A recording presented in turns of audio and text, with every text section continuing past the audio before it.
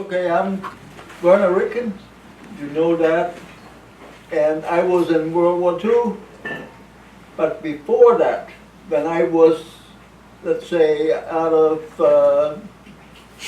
when I was still in school, that was 1934, and we lived real close, like a building over there, that big building, that close. We knew these teachers for years. And I was born 1925, I should say that first. But all of a sudden, like overnight, our teachers were gone. And there was new ones, you know. And then the first thing we noticed, a big radio. We never had a radio in school. Every day somebody had a speech. I don't know where it came from, Nazis. We had to listen to that. And when I come home, I told my parents, and my dad said, well, I'll get us a radio too. Okay, and he got one. But he didn't listen to what I told him. All of a sudden he found out 10 o'clock at night, like you take a pencil, hit it on a chair 4 or 5 times, and all of a sudden you have the British with perfect German news from England.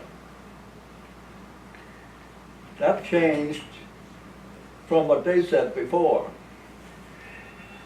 Then he found out at 1 o'clock at night, the Russians played their anthem. They came with German news. And we had that on every night and every evening. While they were listening, most of our family, there was a lot of them in that little village. There was only 700 living at that time. They would come, since we lived all by ourselves, close to a lake. And my brother and I, we had to go outside and walk around the house and to see if anybody is watching.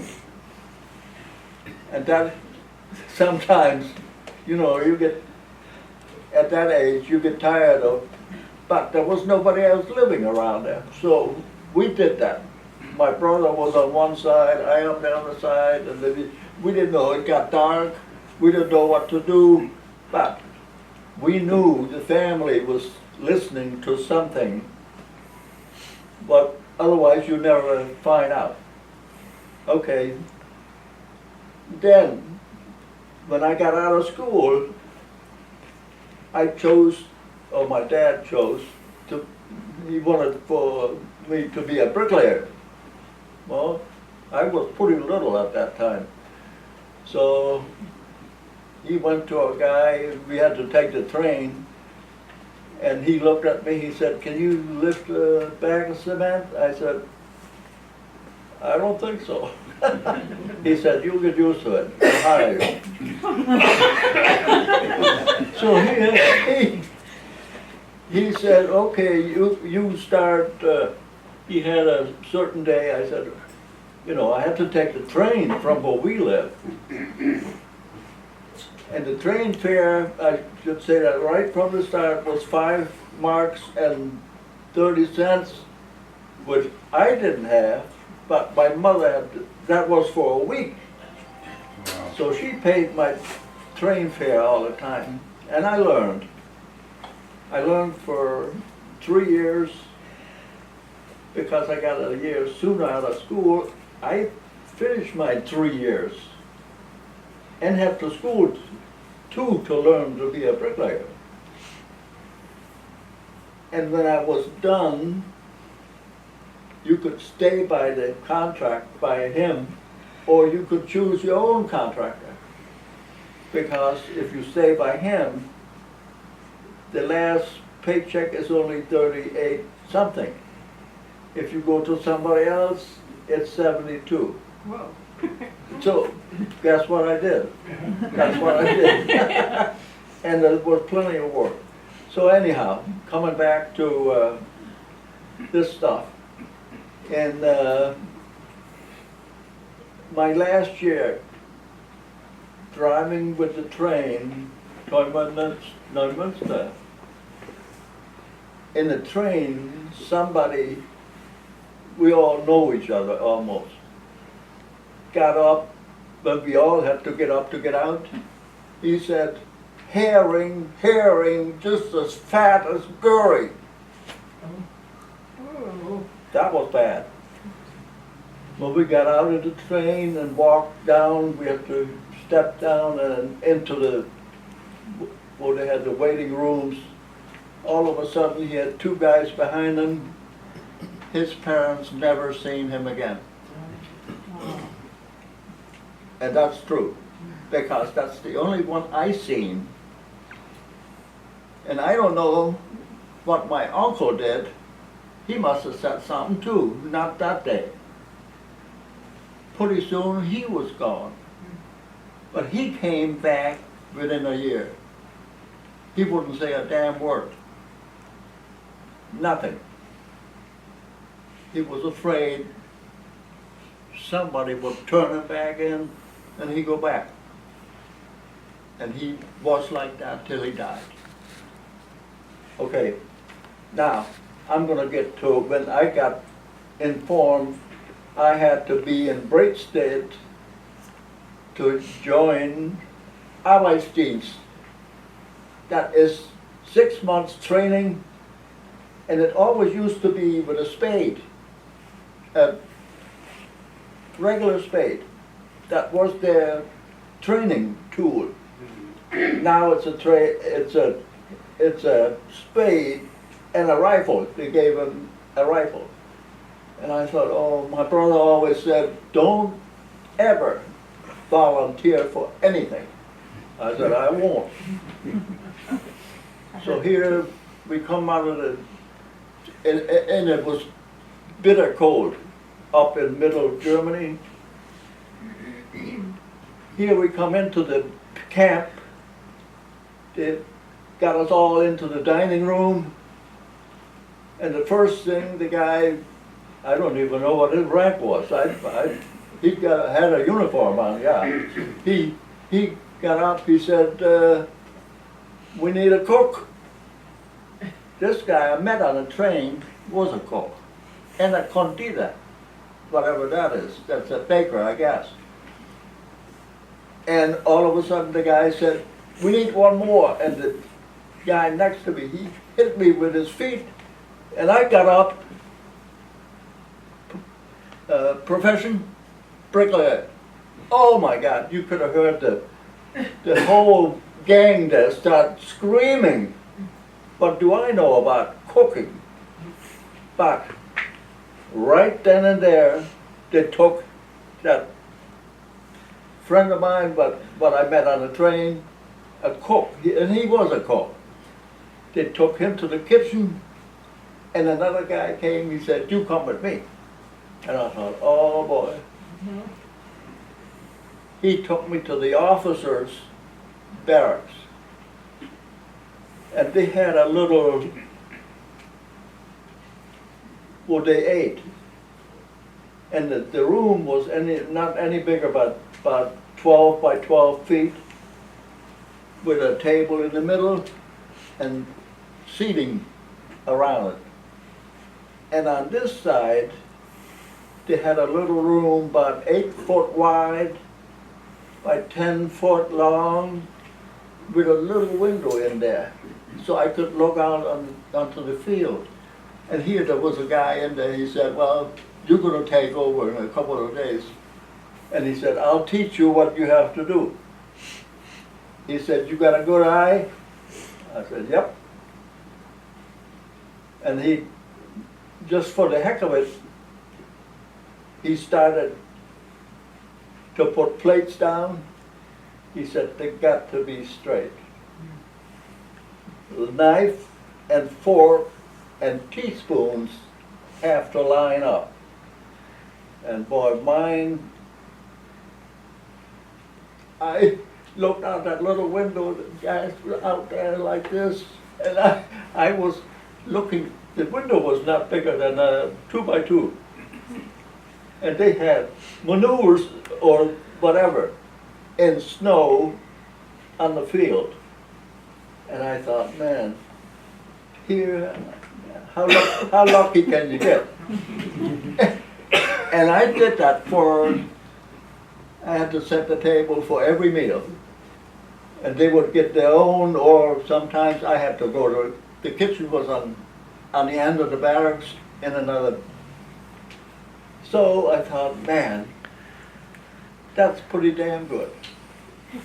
I didn't even have a uniform yet, but I got it the following day. So here, that I think a week went by, and then all of a sudden, the oberst, you call them whatever they are, not their names or whatever. Top guy, he lived way on the end in the barrack, had his own room. He looked at me, he said, you come with me. Oh, I thought, now what? He took me to his room, and he said, whatever you see on this side, he had all his written stuff there. Don't look at it. You see that stove over there? Keep it going all day long. He said, see these? You gotta shine my shoes. That's it. And he left. Boy. And my brother always said, don't you volunteer for anybody. Boy, did that not make buck. When I was cleaning, I went by the desk over there, you know, and I didn't see it that we were going to go to France. Oh, I didn't tell anybody. I would have lost my job. But in the meantime, I got uniform, but nothing, just a pants and a shirt, and that's it. I didn't need nothing. I was inside all the time. So anyhow, and it went on for a couple of days, and I was waiting for the date when they were going. As soon as he left, he had a chauffeur, big car. They took off. Sometimes he came back early, mostly late. And all of a sudden, I seen the date coming closer to go to France. Sure enough, he told me then. And I did like, I didn't know that. So that's what he wanted, he got it. So then, when the day come by, when we had to get packed, him and I drove in that car to the train station. We got private, him first, me behind him, and the rest was all in wagons with straw in it. Oh, wasn't that nice? And then every so often the train would stop. We left for France. And we went almost to Bordeaux, the Gironde, the river. We were on this side, and we were brought to a villa, him and I. And I thought, oh my God. Here I got my private room. He had a big room next to me. And I thought, man, we are just the two of us now. Another Oberst came in and lived on the other side. The French family lived on the very end. And they had a stairway going maybe from here, for our floors, not even 8 steps down. There she had a big kitchen, and she had 2 little kids. Yeah, so we were introduced to those, so they get used to us. And then in the very front, the dining room was, half the size of this. So they must have had plenty of company all the time, with tables in the middle, a lot of chairs, big fireplace. We weren't there very long, and then all of us, in the morning, everybody had to go out and at 7 o'clock or whatever. Not me. I could see him out there. And one day he said, this morning, there's some guys coming, don't show your face. And I didn't know what he meant. Well, I did after I looked up. SS. They would go along the first row and then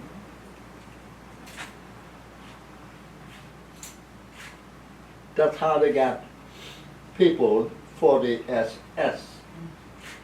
And he was right, don't show your face. He said, you got the height, you got whatever. So, man, was I lucky. And then little by little, 6 months went up, and he asked me, you want to go home? Oh, man, yeah, I want to go home. I've been gone 6 months. He said, really? He said, you're going to be drafted. Again, Army. Well, I'm going to go home. Okay. Well, I was home, and sure enough, I had to go. Within 2 weeks, I had to go to Lübeck, which is a town on the water. Oh boy, did I make a mistake that time. Anyhow, so they trained us, and the training was so bad, and I think they did it on purpose, to get volunteers to go somewhere else. And I think I stuck it out for a week, and then I met guys, we got to be friends, and they all were tired of that. Every day the same doggone stuff. So we raised our hand, right away, out, go get new uniforms. At noon, the train took us to Hamburg.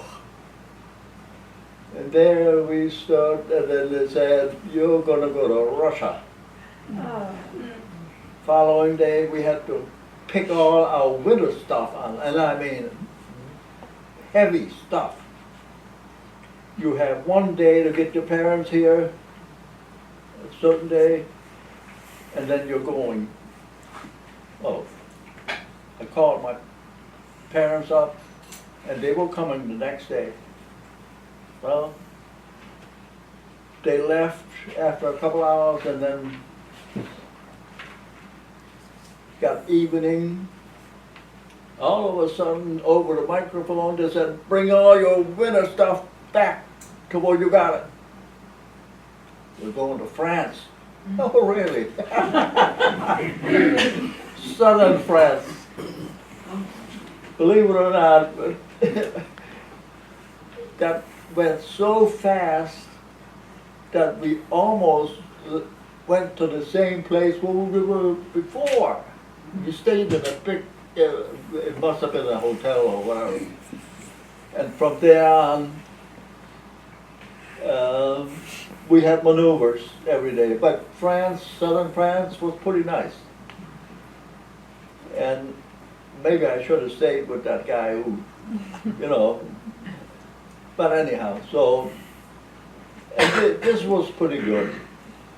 But then all of a sudden, it got to, we never seen that place where we stayed, where we had regular beds, if you can name it beds, you know. We had to dig holes the size where you could fit in. Don't let your feet stick out, just shoot them off. The same with your head. Okay, well, that went from one day to the next day. We never got back to where we were. And pretty soon I mean, nobody was shooting at us, which was good, but along the coastline, holes. We had so many holes in there. When the American troops landed, I bet you they were glad they were duck already. I'm getting to the point pretty soon. So anyhow, by the time we got a little bit more, me and somebody else from northern Germany were sent on vacation for a week. Big deal. When I come home, my mother looked at me and said, "You got leave, fleas and all that." Really? I had to go out of go to Pixar, and they brought a big thing in there where I could take a bath. I thought she was kidding. One time we were laying in a stall where the cows weren't in there. It was nice weather in France. And here, that's probably where we got it. So anyhow, the time went flying by. I had to go back. And we both met in Hamburg again on the train going back to France. Here what happened is we landed, we lost our company. We went on the wrong side, I guess. And people from southern Germany, I don't want to talk back about southern Germany. They talk a little bit different.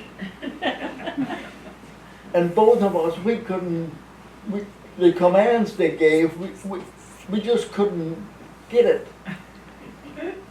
And finally, after several days, they sent us towards France, and all of us out there, we were back where we belong, you know. And well, we're getting closer to what I'm going to tell you. Pretty soon we were in Normandy. Since I was a machine gunner, which I shouldn't say bad, but I figured, you know, that you need the guy who carries your ammunition and 2 barrels. The barrel will fly out if it gets too hot. You pull the trigger and there's 600 rounds going out. That's how fast. You could cut a tree with that thing. It was brand new, M42. And also a pistol that was also 1942, brand new. Only machine gunners have it. So, anyhow, all of a sudden, they brought us to the coastline, and my point was right at the end where it goes like this, and then there's any channel. Well, all the soldiers, you know, they put ammunition, grenades and stuff on that hill. And I laid maybe 20 feet away from it, and I had to watch. And sometimes I look at, man, there's birds coming. Some of the birds, you could see the wings, those were planes. They were this high above the water. And they come on the hill and then shoot. I couldn't even shoot that fast. And I never did. And they might not have anything to shoot me. But, you know, it could have been. And this went on days. And I believe they were British and they were taking pictures. Okay, getting closer to the invasion. At 1 o'clock one day at night, they came and got us out of bed. Get all your stuff. They had trucks lined up. We're going to, we were supposed to go to St. Mary Lee's, our Panzer division, who came from another, I think from the south. They ran all out of gas. They were standing in Paris, and they gave the guys who ran it a rifle, and they were stuck in St. Mary Lee's. We had to go there and save them, if you can. So when we got all on a truck, I was sitting in the back with my machine gun, and the road was like this road over here. That, I mean, 20 feet, hedges on both sides, trees were growing together, and here we're supposed to looking, you know, because it was dark. We were maybe an hour on the road, and then all of a sudden I heard a real slow, low, a plane. I could see it go real, not real fast. And here, since I see that, he stopped, everybody jumped off, and then they let it go. And there was all our parts from that truck. We were in a ditch. From then on, we had to dig holes again, get off the road, onto a field. I should also say we had rations. We are supposed to not touch our rations, only if you're real hungry. So, I should say after that, we all went into fields, left or right. Dig a hole, lay in there. And all of a sudden somebody said, oh, look, parachute coming down. And our officer said, you're not supposed to shoot at parachutes coming down. They cannot shoot back to you, which was nice. And you know what? When that thing landed, that thing was about 50 feet away, and we were looking at it. Man, nobody came out of it. It was kind of big bag. Finally, when it got a little dark, somebody snuck over there and opened it up. He really had to, and he come with bags and with cartons.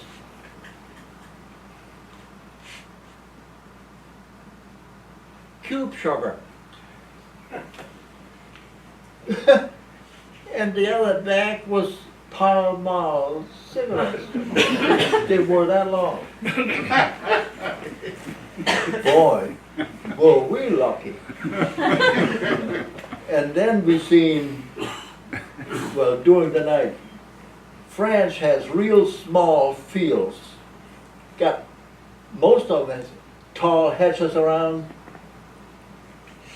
and some have orchards like that size. So we got closer and closer to one field.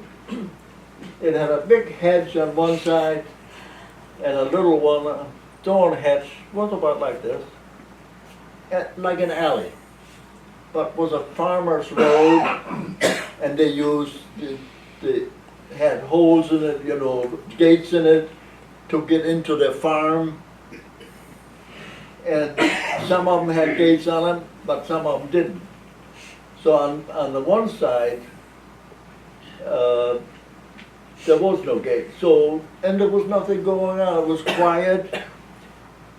A buddy of mine with his gun, he laid down. It was facing, let's say, this way, and the little hut was over here. And the gate 20 feet away on this side, where that little hedge is, continuous. So we went there so we could see that way, by the big hedge. And when it got, I think it was towards evening, yeah. He shot one time. He had a regular rifle. And he's laying there like on his belly, turn over. Well, he got hit. All he said is, "Give me your pistol." That's how much pain he had when he got shot. By the time I said, "You're not going to get my pistol," and then all of a sudden he was gone. And I was listening. You know, when it got dark, you're listening for anything, because you never know who's coming towards you. So I took, since he did die, I took my machine gun, went through this little, across the road, behind that little thorn hedge, and there was a thing going that way, a hedge, but there was nothing on it. In that corner, behind this little hedge and this one, that's why I sat, thinking, if I run this way with the road, like I gotta cross where the gate is. And I figure, well, that's about from here to the end of the wall over there. And I was just sitting there, taking my machine gun apart, what they told us, sticking it in the dirt if you could get it in there. I had no, the barrels, well, you know, I just stuck up a little bit. And I was constantly thinking, should I just stand up? I could see guys on the other side walking. Once in a while there was a bush missing, and I see heads go by.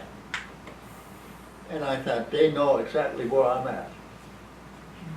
So here, I had nothing to put on my gun to give up. Well, when it got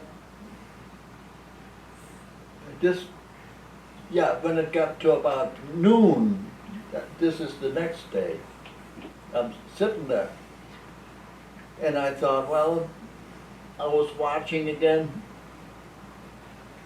I could still see guys on the other side. They had the hedge this high, and a wall of dirt in front of, underneath.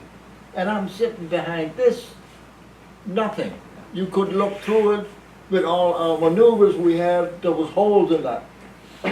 And in the morning I see a guy laying up there. I thought he was dead. And I thought, well, I'll make it to him. So when I thought there was nothing, and I had my gun already in the dirt, except this, I forgot. I got up and I ran past the gate, and oh, there I went. Shot me.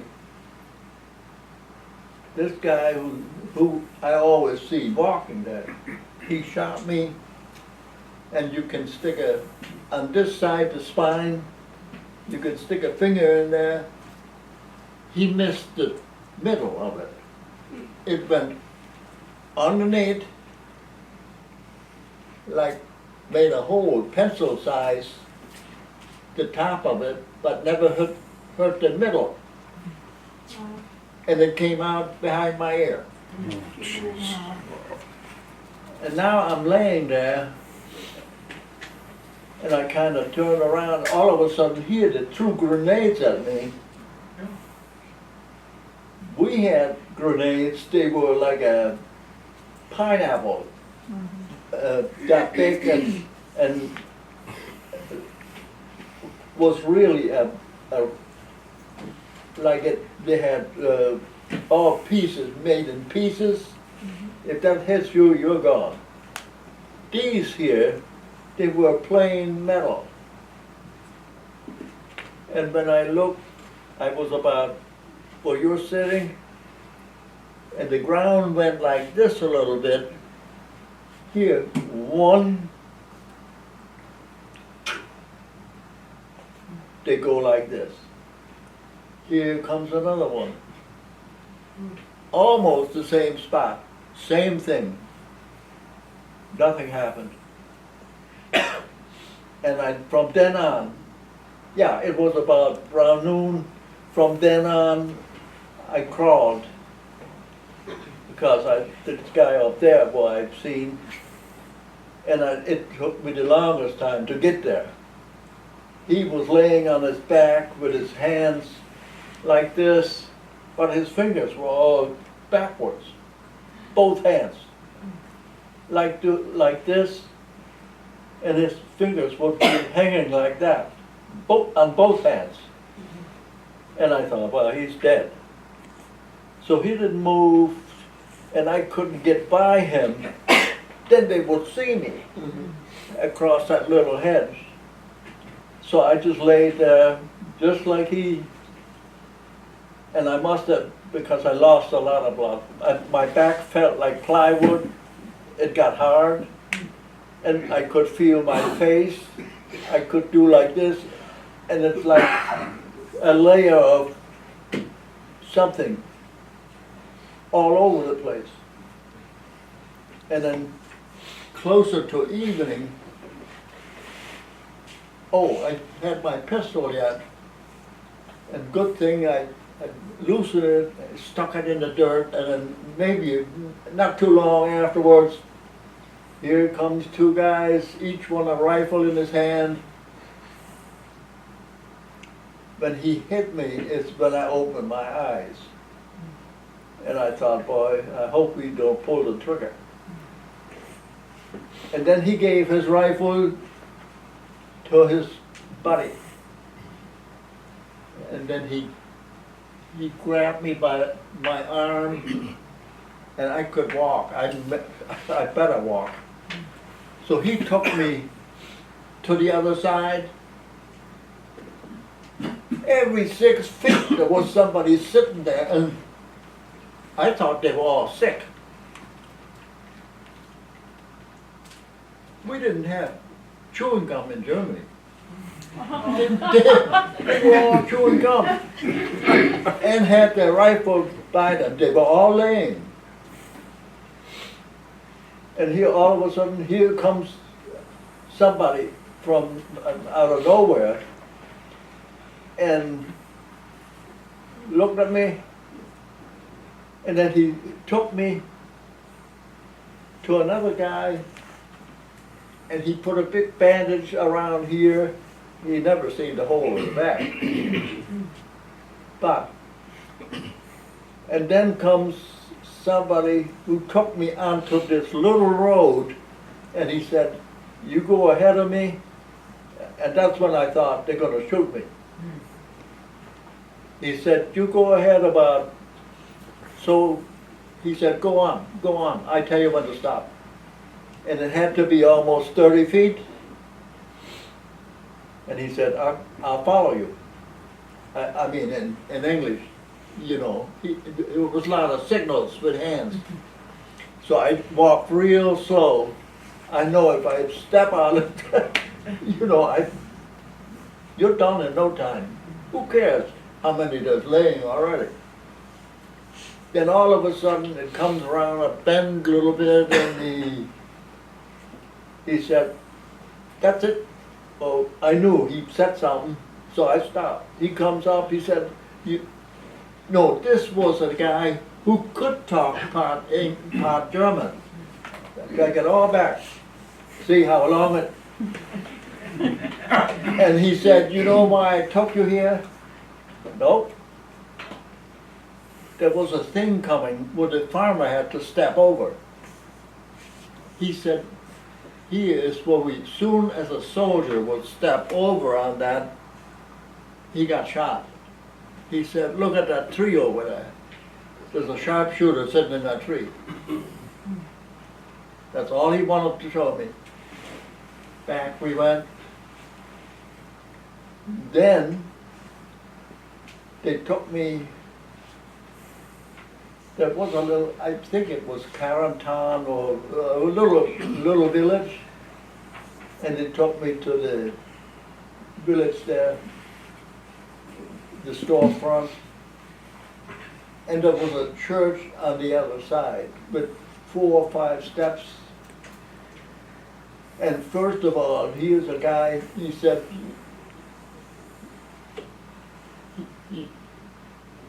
yeah, I did like this. He gave me his bottle. Well, I finished every drop. I wish they would have sent us something to eat. But anyhow, so then on the other side of the road there was a church standing there. I'm cutting something out because I could talk till tomorrow. And it had 4 steps up. Almost reminded me of Ground Point when you go around there. Steps. So 4 guys followed me, and he said, open the door over there. Well, that door was so locked up, and then he did like this.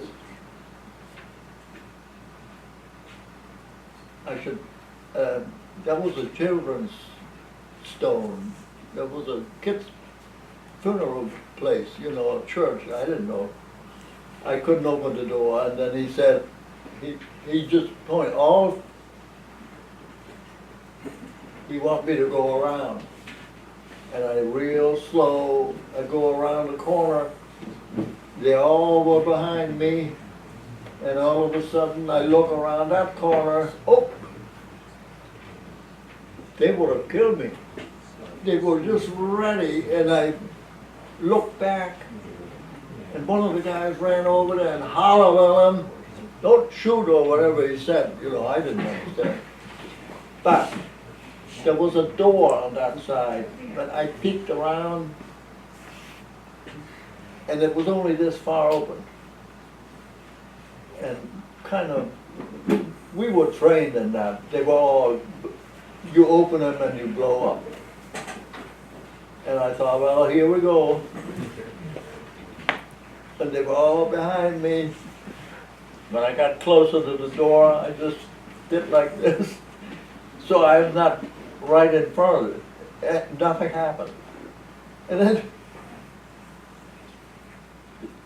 you look inside, ladder going up, no steps, wide ladder. And so he said, like this. So I start going up, all of a sudden there's 2 behind me. What if the ladder breaks? I'm the highest, I fall down. I looked through the hole on top, and there was that church. The bells were there, and there was a loaf of bread laying there. And I kind of, no, down. So anyhow, so when we got back down, so then we back to the, he said, then somebody else came and they talked German.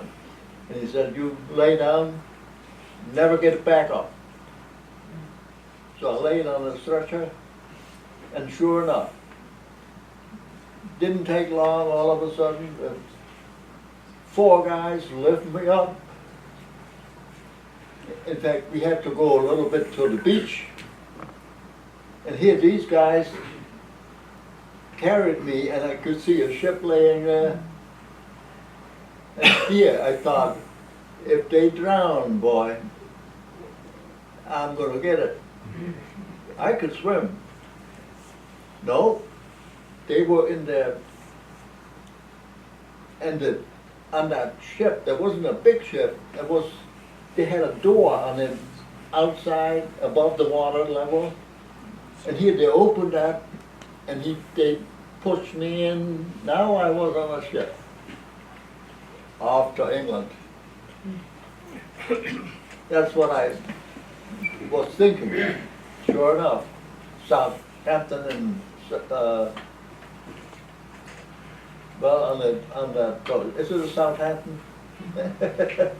Anyhow, so that's why I ended up. And then to make it short, when I was in England, cleaned up, all of a sudden an order came to move us because Germany was shooting missiles in there, southern England, and a little higher up too. So they moved us to Glasgow, that's way up, in the hospital. And there was the nurses or whatever, and she could talk part, so I understand, and she said, who caught you? I said, 82nd Airborne. That's not English. That's American. You're not going to stay here. Oh, we're going to America. You know what?